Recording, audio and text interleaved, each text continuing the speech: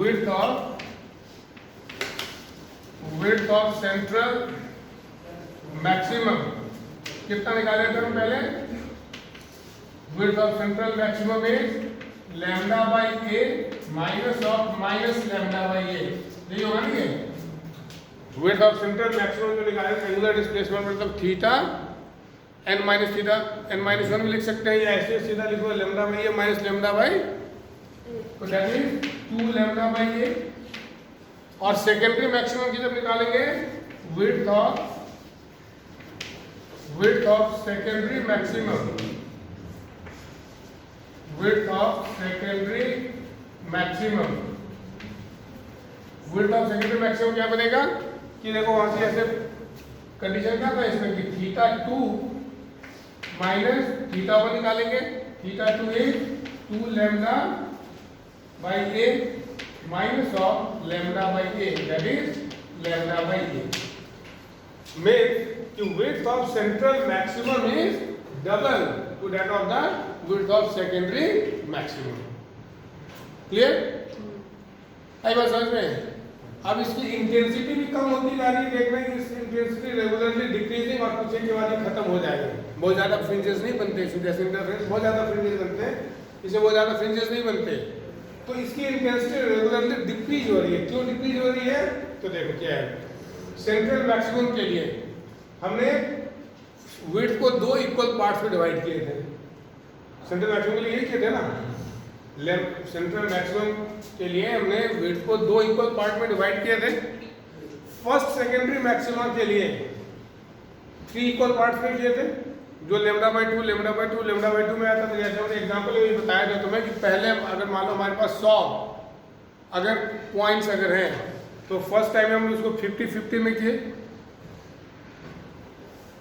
ये इसमें central position of secondary minimum के लिए हमने 2 या 4, 6, 8 इस तरह कितने नंबर में डिवाइड करते थे। ये सेकेंडरी मैक्सिमा के लिए क्या करते थे? सेकेंडरी मैक्सिमा के लिए हम क्या करते थे? 3 टाइम्स करते थे, 5 टाइम्स, 7 टाइम्स, लाइक दैट।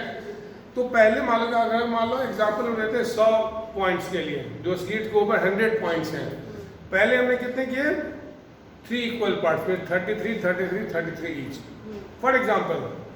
तो 33 वाला तो 2 पोर्शन वाला तो कैंसिल आउट हो गया, एक पोर्शन 33 का बचा, उसकी वजह से सुपर इम्पोजिशन हो रही है, सुपर इम्पोज हो रहे हैं, इंटरफेरेंस हो रहे हैं। नेक्स्ट तो that will give the position of first secondary maxima. Second case में क्या होगा? सेकेंड सेकेंडरी मैक्सिमा के लिए हम 5 पार्ट्स में डिवाइड करेंगे। 5 पार्ट्स में डिवाइड करेंगे तो कितना बनेगा? 20 ईच।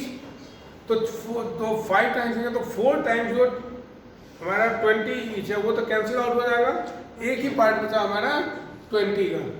पहले कितना था? 33 पॉइंट्स पे 33 डिस्टर्बेंसेस थे मान लो, वहां से वेव जा रहा था 33 पॉइंट से स्लीट से। दूसरे केस में क्या हो गया? 20 में आ गया। अगर हम 7 में करेंगे तो कितना हो जाएगा? 14 7 98, 20 का और एक 14 वाला ही बचेगा। तो नंबर ऑफ वेव्स कम होते जाएंगे, तो नंबर ऑफ वेव्स कम होते जाएंगे तो इंटेंसिटी आगे क्या हो जाएगी? कम होते जाएगी। That is why this is decreasing, this intensity decreasing. Is the point clear? Yes sir. तो that is why in case of secondary maximum the intensity of the fringes regularly decreasing. और इसका फॉर्मूला भी होता है, उस फॉर्मूले को हमें करने की जरूरत नहीं है, बस हमें रीजन जानना है। क्लियर? तो this is the single slit experiment. अब इसके बाद लास्ट पॉइंट है इसमें